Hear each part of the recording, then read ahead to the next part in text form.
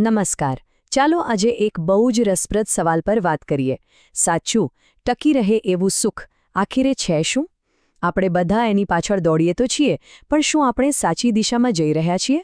આજે આપણે સુખના બે બિલકુલ અલગ-અલગ સ્ત્રોતો વિશે જાણીશું, જે કદાચ સુખ વિશેની આપણી આખી વિચારસરણી જ બદલી નાખશે. આપણે નાનપણથી સાંભળતા આવ્યા છે કે સુખ અને દુઃખ તો એક જ સિક્કાની બે બાજુ છે. પણ જરા વિચારો, જો આ વાત સાચી હોય તો પછી કાયમી સુખની વાત તો માત્ર એક કલ્પના જ રહી ગઈ ને?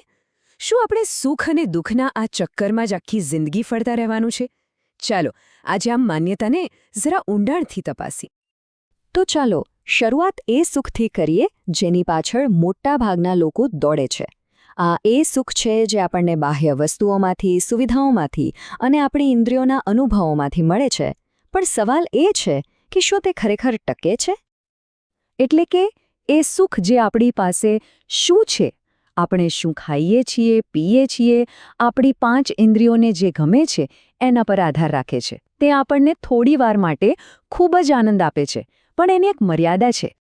આને સમજવા માટે એક મસ્ત ઉદાહરણ છે રસગુલ્લાનું. કલ્પના કરો કે તમને રસગુલ્લા બહુ જ ભાવે છે. પહેલો ટુકડો મોઢામાં મૂકો, વાહ, જાણે સ્વર્ગ. પણ ધીમે ધીમે પેટ ભરાવા લાગે એટલે એ જ રસગુલ્લો હવે એટલો ખાસ નથી લાગતો. અને પછી કોઈ જબરદસ્તી કરીને વધારે ખવડાવે તો એ જ મીઠાઈ દુઃખનું કારણ બની જાય છે, પીડા આપે છે. આનો મતલબ શું થયો? મતલબ બહુ સીધો છે. સુખ રસગુલ્લામાં નહોતું, સુખ તો એને ખાવાની આપણી એક ક્ષણિક જરૂરિયાતમાં હતું. જેવી એ જરૂરિયાત પૂરી થઈ એટલે સુખ પણ ગાયબ. આ જ નિયમ દરેક ઇન્દ્રિયોના સુખને લાગુ પડે છે. આવું જ બીજું એક ઉદાહરણ જુઓ. કોઈ વ્યક્તિ ફરવા માટે કાશ્મીર જાય. પહેલાં તો એવું લાગે કે બસ આ જ સ્વર્ગ છે. પણ 4-5 દિવસ પછી એ જ સુંદર પહાડો અને દ્રશ્યો રોજિંદા લાગવા માંડે છે. કંટાળો આવવા લાગે છે અને ઘરે પાછા જવાનું મન થાય છે. અને મજાની વાત તો એ છે કે ત્યાં જે સ્થાનિક ગાઈડ છે, જે રોજ એ સ્વર્ગમાં રહે છે, એ પોતે શહેરની ભાગદોડવાળી જિંદગીમાં જવાનું સપનું જોતો હોય છે.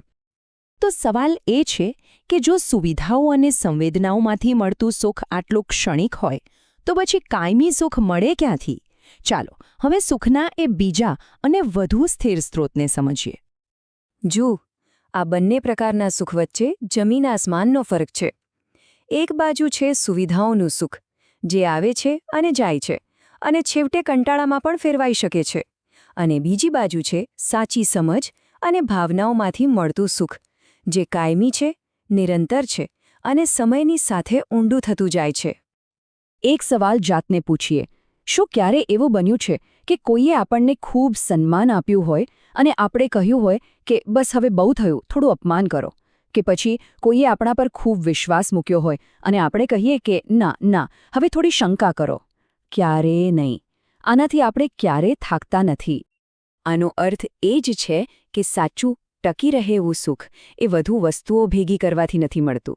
એ તો સંબંધોમાં રહેલી સાચી ભાવનાઓમાંથી આવે છે.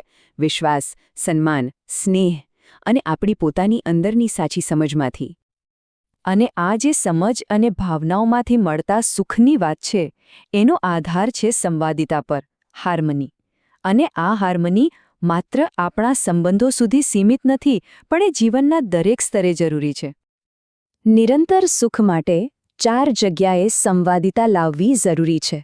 પહેલું, આપણી પોતાની અંદર, આપણા વિચારો અને લાગણીઓમાં. બીજું, આપણા પરિવારમાં. ત્રીજું, સમાજમાં. અને ચોથું, આ સમગ્ર પ્રકૃતિ સાથે.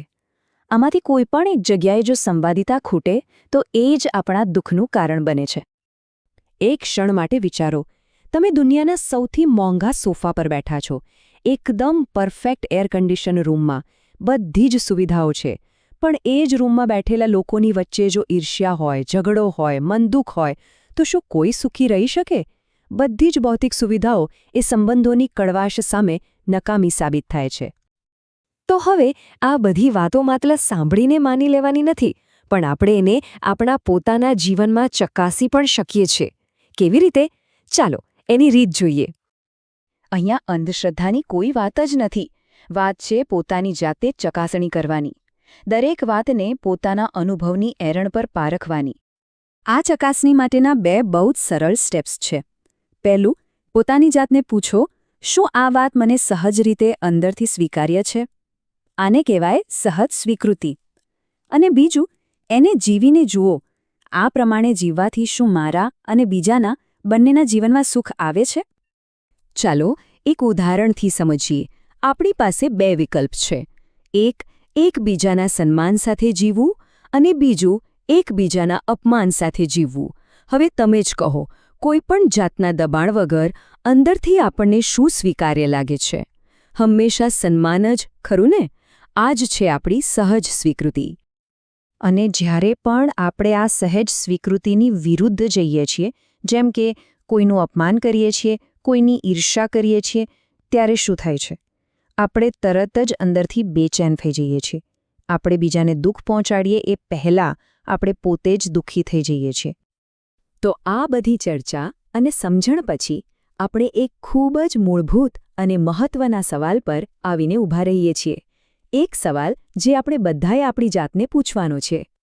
આપણે સુખ શોધી ક્યાં રહ્યા છીએ? શું આપણો બધો જ પ્રયાસ વધુને વધુ સુવિધાઓ ભેગી કરવામાં અને ઇન્દ્રિયોના સુખ પાછળ છે? કે પછી આપણો પ્રયાસ સમજ અને સંબંધોમાં સંવાદિતા લાવીને એક કાયમી સુખ મેળવવાનો છે? કારણ કે આખરે આપણે જે દિશા પસંદ કરીશું એ જ આપણી મંઝિલ નક્કી કરશે. વિચારવા જેવો સવાલ છે, ખરું ને?